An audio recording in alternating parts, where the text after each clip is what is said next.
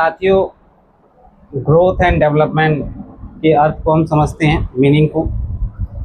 Growth वृद्धि से तात्पर्य है और डेवलपमेंट का विकास। विकास से अगर इसका अर्थ देखा जाए तो आगे बढ़ना। अब लेकिन आगे किस रूप में बढ़ना?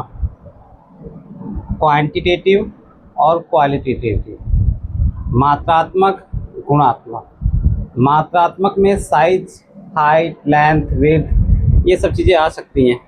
वृद्धि में यही मात्रात्मक जिसकी बात होती है सिर्फ कि बाल विकास के दौरान जो ग्रोथ होती है एक बच्चे की, एक आयु पर जाकर रुक जाती है। लेकिन विकास जो जन्म से शुरू होता है वो मरने तक चलता ही रहता है। यानी कि ग्रोथ सीमित है और विकास कंटिन्यूअस चलता रहता है। मीनिंग में डिफरेंसेस भी हैं, यानी कि अंतर भी हैं, और कुछ सिद्धांत भी हैं। जैसे एक सिद्धांत तो यही है कि विकास यानी कि डेवलपमेंट निरंतर होता रहता है, निरंतर चलता रहता है। बहुत सारे बच्चे ऐसे हैं, क्योंकि ये शब्द हम रोज़ाना के जीवन में इस्तेमाल बहुत कम करते हैं, खासकर ग्रामीण क्षेत्र में या फिर शहरी क्षेत्रों में भी।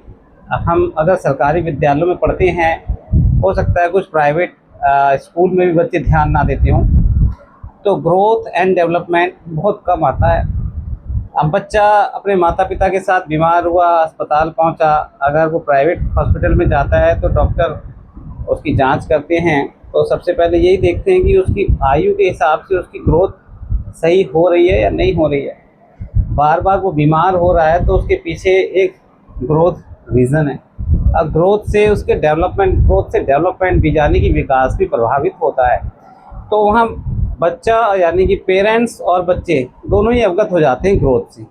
लेकिन यहाँ खासकर ग्रामीण क्षेत्रों में और शहरी क्षेत्रों में जहाँ प्राइवेट हॉस्पिटल या फिर डॉक्टर्स को दिखाना इतना आसान नहीं है, तो माता पिता और बच्चे भी इन शब्दों से अवगत नहीं होते।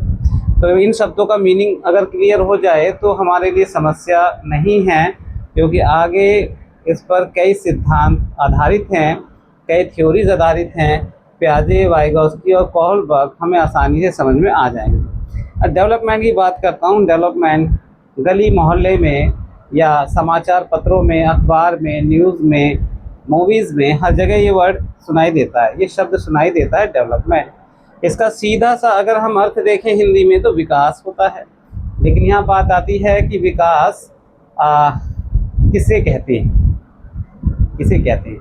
जैसे ग्रामीण क्षेत्र में अगर कच्ची रोड थी और वहाँ पक्की रोड बन जाती है, बिजली नहीं थी, बिजली पहुँच जाती है, पानी की नियमित सुविधा हो जाती है, नज़दीक स्कूल खुल जाता है, स्वास्थ्य केंद्र खुल जाता है, तो ये माना जाएगा कि उस ग्रामीण क्षेत्र का विकास हो रहा है। अब बात करें बच्चे की, तो बच्चे के विकास में ग्रोथ तो शामिल है ही, यानी कि उसकी मात्रा बढ़ेगी और एक सीमा पर जाकर रुक जाएगी, एक लिमिट है। लेकिन आगे जो उसका विकास जन्म के साथ शुरू होता है, उसमें मानसिक, मेंटली, सामाजिक, इमोशनली, इंटरनल और एक्सटर्नल जो लोगों से वो इंटरेक्ट करता है, फिर जीवन भर जहाँ काम करेगा, काम करने के बाद रिटायरमेंट होगा, तो ये प्रोसेस जीवन भर कंटिन्यूस चलता रहता है।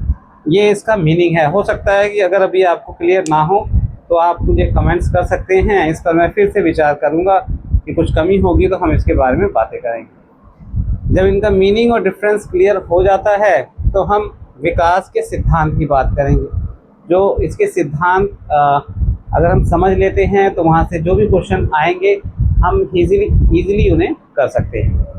Thank you.